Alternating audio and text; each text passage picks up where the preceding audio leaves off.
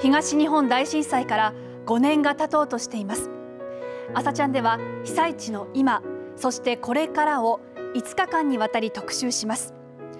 今日は外国人カメラマンが見た福島です。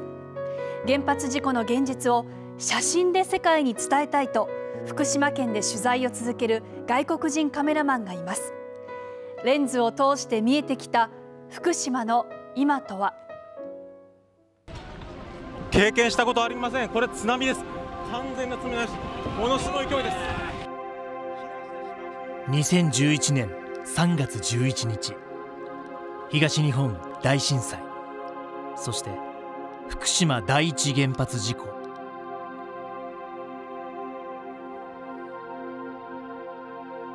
あれから5年。こんにちは。Nice to meet you too。彼はポドニエシンスキーさん。ポーランド出身のフリーカメラマンで、30年前に原発事故が起きたチェルノブイリへの取材は40回以上。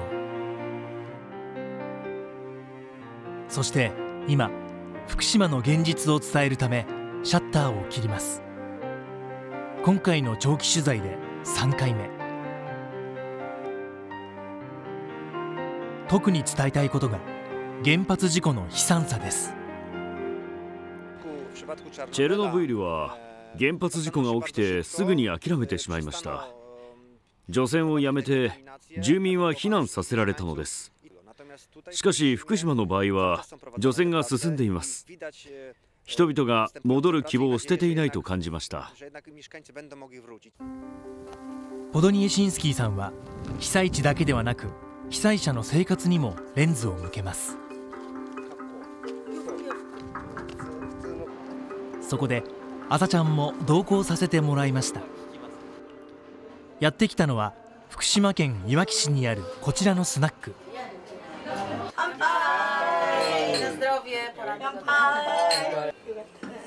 この店を営む小暮さんご夫婦。双葉郡富岡町で開いていた居酒屋が被災しました。海沿いにある富岡町は津波の被害に加え、福島第一原発からも10キロほどに位置していたため、全町民が避難を余儀なくされました。2人は常連客などの力添えもあり、いわき市で再出発できたのだといいます。私らは恵まれてる。すぐどこでもやる気になればできる。そういうできない人たちのためにも私らがこうできるんだから、やんなきゃとは思う。先週木曜日、我々は小暮さんご夫婦の昔のお店へ連れて行ってもらいました。そこは帰還困難区域。今でも町の許可がなければ立ち入ることもできません。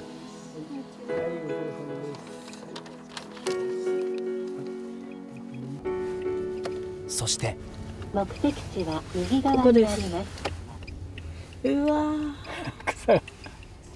綺麗に一回除染していただいたんですけどね、やっぱりどうしても。うわすごい。もうこんなに木大きくなってなかった。入り口が見えないほど伸びてしまった植木。ここを訪れるのは1年ぶりです。うわすごいな。地震あった時のまんま、そのまんまです。カウンターの中にはビールサーバーが転がり、雑誌やグラスなどで足の踏み場もありません。こちらは厨房。流しは割れた食器でいっぱいです。ここから落ちたってことですか？そう、全部落ちて。結構匂いもすごいでしょ。前はね、もっと匂いしたの。この辺って長いよね。長いよね。やっぱりなんか自分の店じゃないね。がっかり。気持ちは戻りたいっていうのはいっぱいあるけど、30代頃だったらば5年でも待てたけど、やっぱりもう自分のこの年になると先のこと見えるようになっちゃうから、今すぐ戻れんだったらばすぐ戻ってくるっていうのはあるけど、まだここ帰還困難区域だからまだ年数かかると思うし、ちょっともう無理だと思う。ママさんの口から出た戻るのは無理という言葉。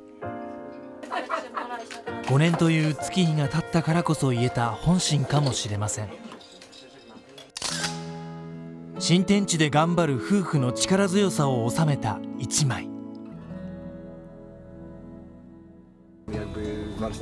続いてはある農家の取材へ。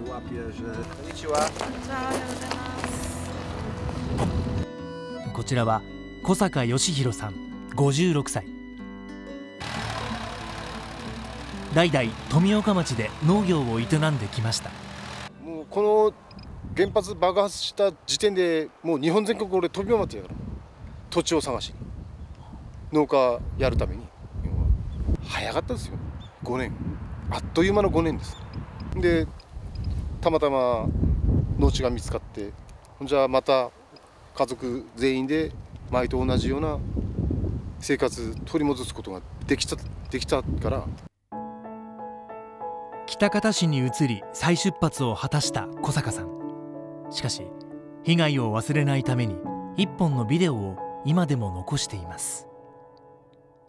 みんな無駄になっちゃった。何のために農業やってきたんだべ。何のために一生懸命真面目にやってきたんだ。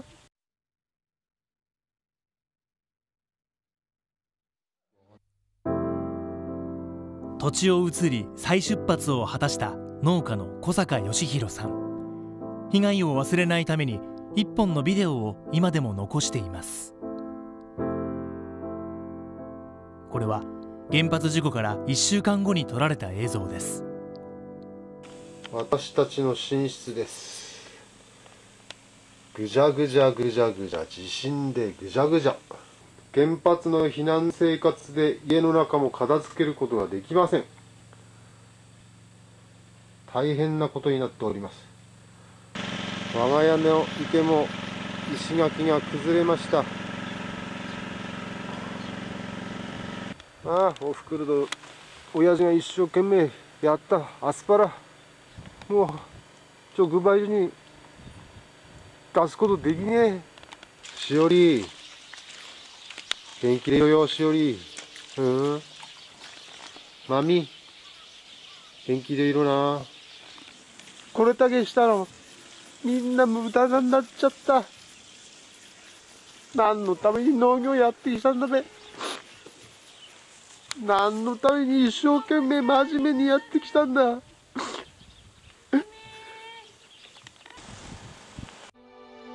この後富岡町は警戒区域に指定され、立ち入りは禁止されました。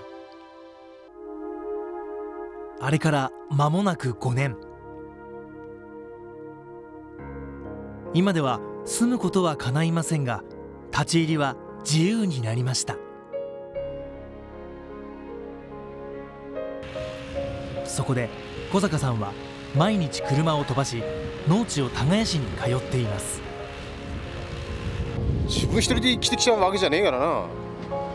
ご先祖さんがここを残して、ご先祖さんが残してくれた土地があったからこそ、我々がこの段階まで生きてこられたから、土地の愛着心というか先祖の苦労っていうのをこうやってじいさんばあさん、うちの父母親に教えられてきたから、やっぱそれを無駄にしてあげないんだよね。先祖代々の土地を守りたいという強い思い。今はまだ自由に作物を植えることはできませんが、いつか家族が食べる分はこの畑で収穫したいと言います。誰か一人でも富岡で帰ってきてこういうふうな成功例をやってるんだっつうのを俺自分自身でできるかどうかわかんないけども、そういうのやってみたいんですよ、とにかく。夢を耕すトラクターとともに、富岡町は2017年4月の町民帰還を目指し復興を進めます。ポドニエシンスキーさんの取材も大詰め。この日はまだ 4% しか除染が終わっていない双葉町へ放射線量を測定して回ります。先ほどの保育園は線量が事故前の数十倍でした。か弱い子どもの集う場所なのに皮肉なものです。このような原発事故の現実を写真で世界に伝えていきたいのだといいます。こうした中、希望を感じる場面も。お寺に咲く梅の花です。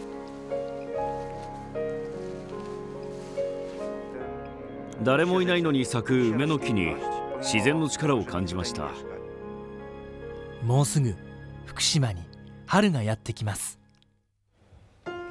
ふるさとという言葉には日本独自の意味が込められています。龍崎さん、いかがご覧になりましたか？